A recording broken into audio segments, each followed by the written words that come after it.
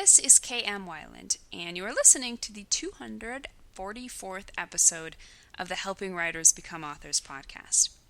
Behold the Dawn is boasting a spiffy new cover these days, thanks to the talented Alyssa from Damonza. I'm much happier with this rendition than the old cover the book has been sporting ever since it came out in 2009. This one does a better job of highlighting the love story that is at the novel's heart, as well as the dark and dangerous medieval setting. I'm a bit of a book cover geek, so it's always fun seeing how artists envision your own book. Check it out. The latest post in the video series on my blog is Make Your Character's Reactions Twice as Interesting. It points out why your character's reactions are sometimes even more important than their actions, and how to double the effect in a surprising way. To find the post, visit my site at helpingwritersbecomeauthors.com. And now, I hope you enjoyed this week's podcast entitled Creating Stunning Character Arcs, Part 15, The Resolution.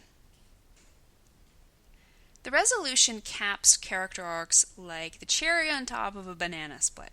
In some respects, it almost seems to be an extraneous piece of the story. After all, your character's arc is already complete. He irrevocably proved his devotion to the truth and the climax. He turned his back on the lie so completely that he'll never again be able to surrender to its thrall. So why do we need the resolution at all? This important ending scene or scenes is there to bookend the opening scene. In the beginning of your story, you showed your character living in his normal world as shaped by the lie. In the resolution, you get to show readers the new normal world that has been built by the character's hard-won truth. I like to think of this final scene as a reward. Readers laughed, cried, ached, and triumphed right alongside your character. Don't you think they deserve even just a glimpse of the new and improved life your character is going to live after he rides off into the sunset? From a structural perspective, the resolution needs to accomplish the following. The resolution gives readers a chance to say goodbye. The resolution ties off loose ends.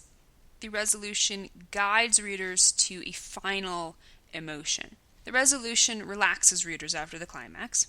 The resolution shows how your protagonist has changed. The resolution gives a preview of the character's new life. And the resolution begins after the climax and continues until the last page, approximately the last 2% of the book.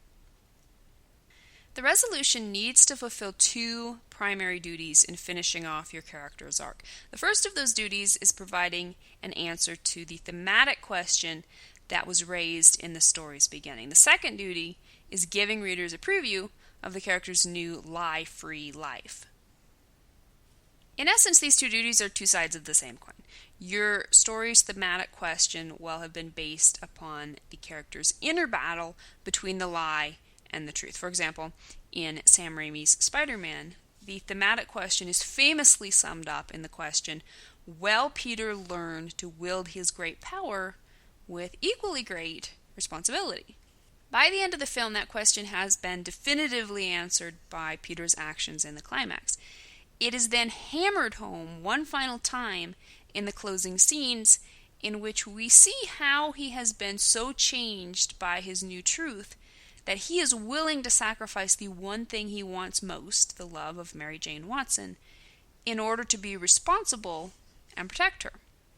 Find a way to state the answer to this question in an obvious way. If not through the characters' interactions with each other in the setting, then at least briefly in dialogue. You never want to slap readers in the face with the moral of the story, but you do want the answer to your thematic question to be perfectly clear.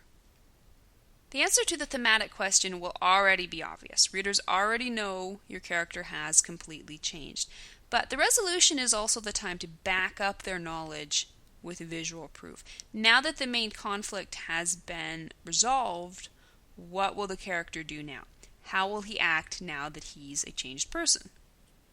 These changes are often best demonstrated by creating a deliberate contrast between the normal world in the beginning of the story and the new normal that now exists in the wake of the conflict. Returning the character to the actual physical setting from the beginning of the story, while not absolutely necessary, allows you to dramatically contrast and therefore highlight the character's new self with his old world.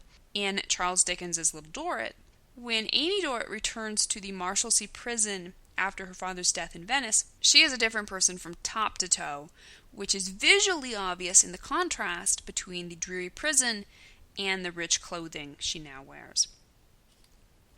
But this physical contrast won't work in every story. Sometimes the normal world from the beginning of the story will have been destroyed, or the character will have no ability or reason to return to it. So in these instances, you must prove the difference solely through the character's actions in the resolution. In Plot versus Character, Jeff Gerke suggests symbolically demonstrating the character's emotion, not subtly, but times 10. If he feels free here at the end, for instance, find a way to express that freedom. Jumping out of an airplane, singing from a housetop, running naked through the forest. In a positive change arc, this final scene should be a fun one, or at least a joyful one. Your character has just been through hell. Hope is rising, the new day is dawning, so play that up for all it's worth. Your character's arc in the resolution could manifest as an apology from the previously arrogant Thor to his father, in which he blatantly answers the thematic question, "I have much to learn, I know that now," as in Thor. Or an epilogue in which Jane's vastly different new life demonstrates how she is now able to live as Rochester's beloved wife while still maintaining absolute spiritual freedom. Or a closing scene in which the previously child-phobic Dr. Grant holds the sleeping children he's come to love as the helicopter flies them all to safety, as in Jurassic Park. Or a scene that closely mirrors the opening one, in which a newly empowered Walter marches down the road, greets the dogs and the pig, and tells his uncles they have to stay alive long enough to see him through college, as in Secondhand Lions.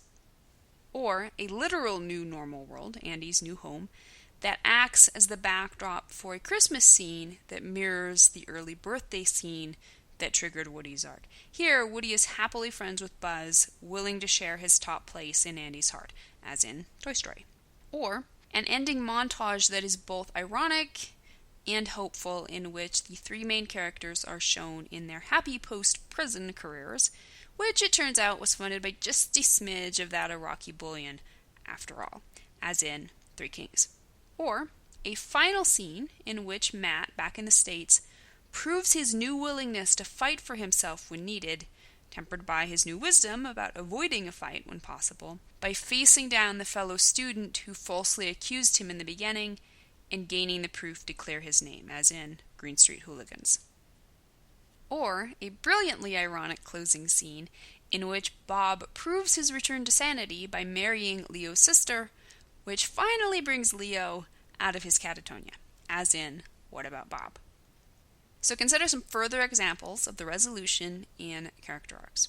A Christmas Carol by Charles Dickens. In a lengthy resolution scene, a very altered Scrooge rejoices to find himself back in the unchanged normal world of his bedroom. Upon discovering it's still Christmas morning, he sets about proving his new mindset over and over by tipping the errand boy, donating extravagantly to the poor, making up with his nephew, and lavishing gifts and arrays upon the Cratchits. Dickens ends with a few paragraphs of narrative spelling out in no uncertain terms how Scrooge was changed from that day forward. It was always said of him that he knew how to keep Christmas well if any man alive possessed the knowledge. Cars, directed by John Lasseter. Lightning backs up his shocking climactic action, in which he sacrificed the piston cup in order to help the king finish his last race, by turning down the coveted Dynaco sponsor in order to stand by the USD sponsors he formerly disdained. He then returns to make Radiator Springs his new training headquarters, breathing new life into his friend's dying town, which also allows him to simultaneously pursue his dreams without living in the fast lane. He fulfills his promise and proves he can be trusted by securing Mater a ride on the Dynaco helicopter, then cements his relationship with Miss Sally. He blatantly offers the answer to his thematic question when he tells the king why he sacrificed the piston cup. "This grumpy old race car I know once told me something. It's just an empty cup." Ask yourself the following questions about your character's arc and the resolution. 1. How does your resolution contrast your story's beginning? 2. How does your resolution mirror your story's beginning? 3. How is the character's new normal world different from the original one? 4. Does the character return to his old normal world? 5. How does the resolution answer your story's thematic question? 6. How can you state the answer to the thematic question in dialogue without making it seem like a moral of the story? 7. How does your character act differently in the resolution from how he did at the beginning of the story? In some ways, learning how to create a solid positive change arc is even more complex than learning how to properly structure a story. As a point of interest, my series on story structure ran only 10 episodes. If you can understand the psychological workings that are the foundation for human change, then you'll also understand how to create a story about a character who changes from worse to better in a convincing way. It isn't enough to simply have a character change. He must change in a way that harmonizes with the patterns we all recognize in our own lives and those of our family and friends. Readers will resonate with those patterns in your characters, and they will be moved by them. So thanks for sticking with me through this series for the past 3 months. I hope you found the subject as fascinating as I do. Now that we've gained a solid foundation in this most complicated of all the character arcs, we'll be moving on to 2 3-part series on the flat and negative arcs, respectively. So look for the first of them next month. Thank you for listening to the Wordplay Podcast. To read a transcript of this episode, you can visit my website at helpingwritersbecomeauthors.com. And be sure to check back again next week.